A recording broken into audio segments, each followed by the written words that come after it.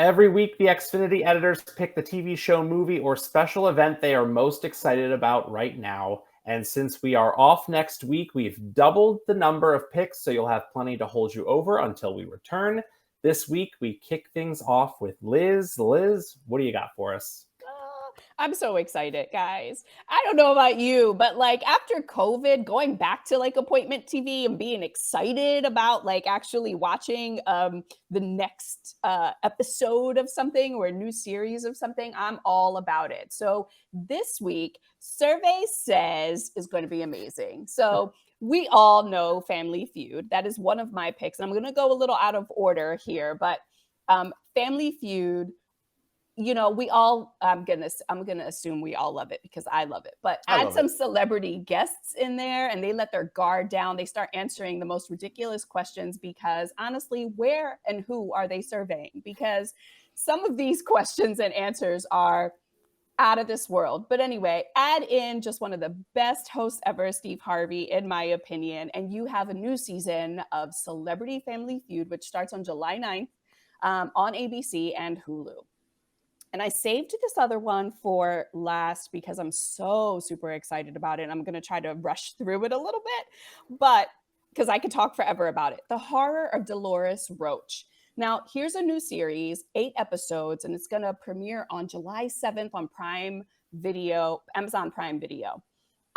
It's a Blumhouse production, and it was created by Aaron Mark, who wrote the original one-woman show called Empanada Loca. And he also wrote then the podcast and produced the podcast, which has Daphne Rubin Vega. So if you know who she is, she was the original Mimi in Broadway. She was also in The Heights, Lin-Manuel Miranda's In the Heights. And so this now is the series. He's also the writer here. Justina Machado, who was from One Day at a Time and 6 Feet Under, is Dolores Roach. And quickly, the story is about a woman who was in jail for 16 years and comes out and has found that the neighborhood that she knows and loves, Washington Heights, has been gentrified. And so she's like crashing on someone's couch and then able to start making a living by giving massages and becoming a masseuse in the basement of said empanada store, right? So it turns quickly for her and she goes from masseuse to serial killer, and it is crazy. And I'm so excited to watch it, and the trailer's out, and I'm so excited that Justina is doing it, in my opinion, justice. Because if you listen to this podcast, it's gritty, right? And I wondered how they were going to make that come through on TV in a series. And so far, I'm super optimistic that this is definitely going to do it for me. So it touches on some really great things like post-incarceration and how we, bring our communities back into society and re-enter society. It talks about gentrification. It talks about the harshness of, if you think about it, she was in jail for 16 years for marijuana and how socially acceptable marijuana is now. So just tons of really great content. Make sure you watch it on July 7th, The Horror of Dolores Roach on Amazon Prime Video. Wow, that description was a real roller coaster ride because I knew nothing about this, but 100% thought it was just like a horror, like a supernatural of some sorts. And then you're describing it, and I'm like, oh, it's not that at all. But then she's a serial killer, and I'm like, oh, maybe it is that. And then I don't know, but I'm in on this. Yeah, it's all over the place. And she's super relatable, and not in that like we're all serial killers kind of way, but like relatable in that you could see how just things turn quickly for her, right? Mm-hmm. And she just can't catch a break. And so really great. I'm so excited about it. You sold me. You definitely sold me as well. Thanks. I now feel like I need to take this show out. So. Yeah. Good job. So, Kwam, what have you picked for the week? Well, it's nothing as exciting as The Horrors of Dolores Roach. I'll tell you that. But it's June. It's July. It's July. It's we just had America's birthday. Some people are celebrating Christmas for some reason, and it's also the month of the iconic Shark Week. And what better way to get excited for Shark Week than just binging Jaws? Okay, Jaws is to me, one of the best movies ever made. It's one of the, I think, the first like summer blockbuster, what we consider a summer blockbuster. And it has everything you need. It's a great shark movie, and it gets you right into those shark feels. I mean, look at that poster. It's so iconic. It's so iconic at this point, and that shark looks terrifying. The graphics might be a little outdated, but the story is what really matters, and also the filmmaking itself. It's chef kiss. It's in the pantheon of movie greats for a reason. And just check it out. All the Jaws are available on Peacock, so you should be just watching them right now. If only we had another 3-day weekend. And not now, but after you watch this show, then you after watch you watch this show, of course. You're tuned in. You can't stop now. And then we had the One Championship special. One Championship is a MMA league, kind of opposite the UFC. It's very similar, but there's a lot of key differences, such as overall weight classes. They specialize in particular styles of martial arts. So you might have Muay Thai fighters going against Muay Thai fighters, and kickboxing fighters going against kickboxing fighters, and grappling going against grappling. But I personally love combat sports.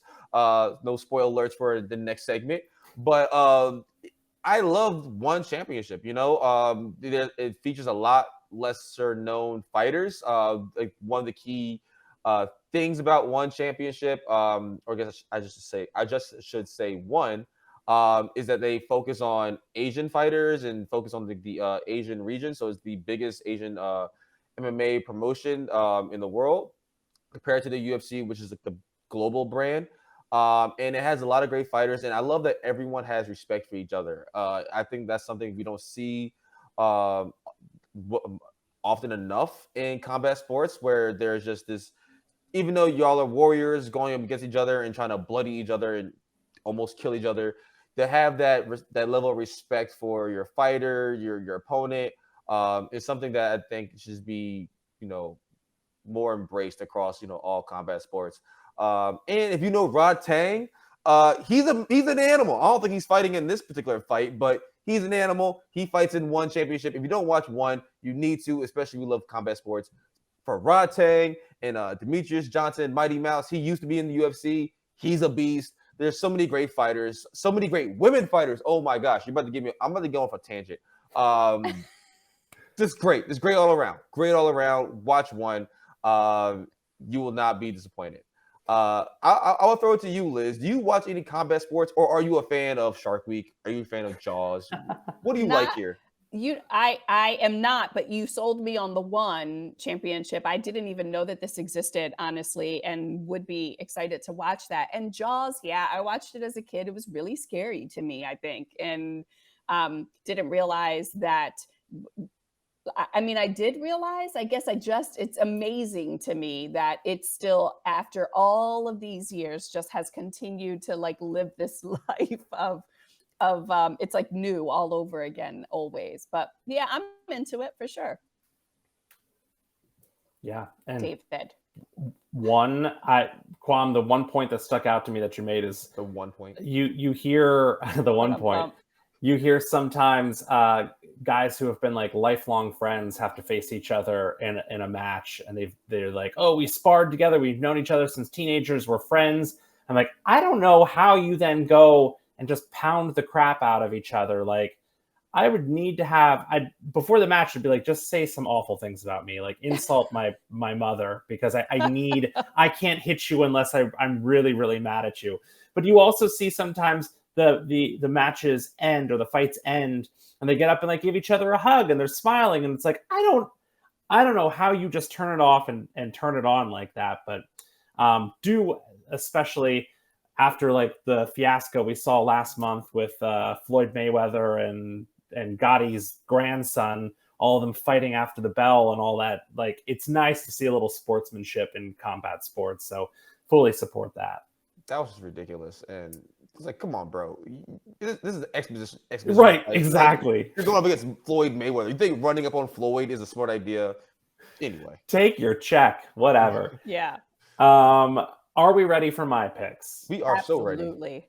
All right. The first of the two shows I am looking forward to in the next 2 weeks is the brand new ABC series, The Prank Panel, which premieres Sunday, July 9th at 8 p.m. Eastern.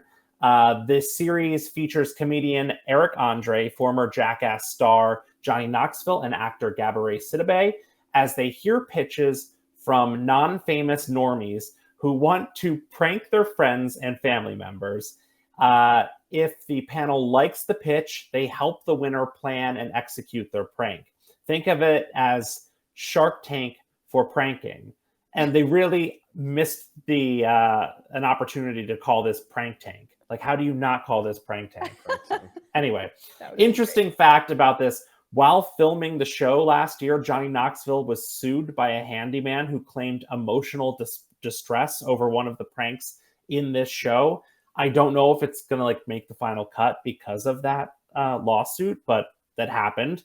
And interesting fun fact number 2, Eric Andre told Howard Stern he almost quit the show over Johnny Knoxville's endless pranking while they were filming. And he got to a point where he felt like he was constantly looking over his shoulder, waiting for Johnny to hop out and slap him in the face or shave his head or something else. And he just could not take the stress. So he had to go to the director and say, I don't know how to handle this. And I believe Eric said that the director told him he's just got to give it back to him. Otherwise, Johnny will never stop. So, wow. Brutal. And the second show I'm excited for, yes, it's the highly anticipated return of one of TV's best comedies. What We Do in the Shadows Season 5 premieres Thursday, July 13th at 10 p.m. Eastern on FX. If you're not familiar with the show, it is filmed documentary style, similar to The Office, and follows 4 immortal vampires and their human companion who live together in a house on modern-day Staten Island. The show is based on the 2014 Jermaine Clement and Taika Waititi movie of the same name, and as I said, it's one of TV's best shows. I will admit there were some elements of season 4 that I struggled with at first. There was a very specific character who was not in the mix as much, and I missed him. But I even took a break from the series and then came back to it to binge the rest of it. But I'm so glad I did, because it was incredible. And Colin Robinson is still one of the best characters ever created. So if you haven't given What We Do in the Shadows a try, you absolutely need to binge the entire thing this week. Half-hour episodes. You can do it. They're all, the back seasons are all on Hulu. Just do it. Everyone I have ever told about this show who watched it loved it. 100% success rate. I have to check it out. Admittedly, I've not seen it. I got so excited while you were talking about it. Sorry, I was choking over here. I've not seen it. I don't know where I've been that I haven't seen What We Do in the Shadows. So I'm excited. I'll check it out for sure. It is so good. Kwam, did you watch it? I have not watched it. I've heard rave reviews. I heard you rave about it multiple times before. And even Sarah Wolfgram. Shout out to Sarah Wolfgram out there. Our coworker Sarah. Yeah, our coworker Sarah. The GOAT. I think she was the first person who told me about this show, because I remember her talking about it just so frequently. Going on the prank panel, just like you said, it sounds like Shark Tank for punks, or a Shark Tank for impractical jokers. I could only imagine being pranked. I hate pranks. I really do. I can't stand pranks, because unless it's something really clever and it's not affecting my well-being or my hair or but everyday life. I just, it's why? What is the reason? Because you want to get a laugh? Is my pain and misery funny? Is it amusing to you? Am I a clown? You don't have a red nose? No, I'm kidding. Yeah, but I love watching pranks on other people though. So I am more interested in the pitch process of this show than anything else, because I also have a very difficult time watching prank shows, hidden camera shows, because I always feel bad for the people. It's very uncomfortable for me. Yeah.